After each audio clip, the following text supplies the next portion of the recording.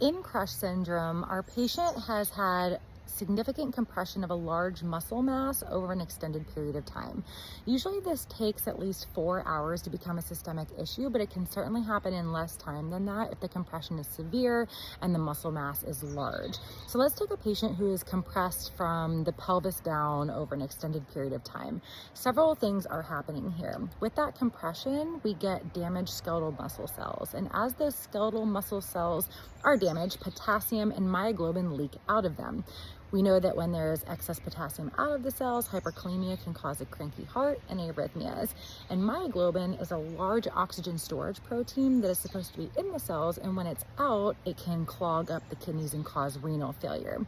But while that perfusion is cut off from the pelvis down, we also have anaerobic metabolism happening because those cells aren't getting oxygen, and now lactic acid builds up and the bloodstream becomes acidic. This is all fine and dandy until the patient is released, and now all of those problems that were isolated to that compressed area now become a systemic issue. We know that when a patient is hyperkalemic, then that can cause cardiac arrhythmias. Acidosis can cause cardiac arrhythmias and can precipitate organ failure. And then of course, that myoglobin can cause renal failure as well. So treatment for these patients revolves around recognizing the risk and being ready for decompensation upon extrication. Most crush algorithm protocols kind of revolve around hyperkalemia management, right? They will also involve high amounts of fluids if the patient isn't also exsanguinating from compression trauma, and those excess fluids can kind of help the kidneys perfuse and move those myoglobin molecules through.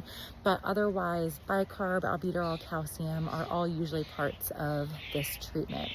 Now, because this takes so long to happen, we don't see it very often, and actually more frequently, we will see it in a medical rhabdo setting. So you have that patient that has been down for hours and hours, maybe even days, due to overdose, hypoglycemia, minor injury, stroke, these sorts of things. And if they've been down in the same spot for an extended period, they are still crushing their skeletal muscle cells and decreasing perfusion to those areas. So we have the same issues upon moving those patients, and they should be treated the same.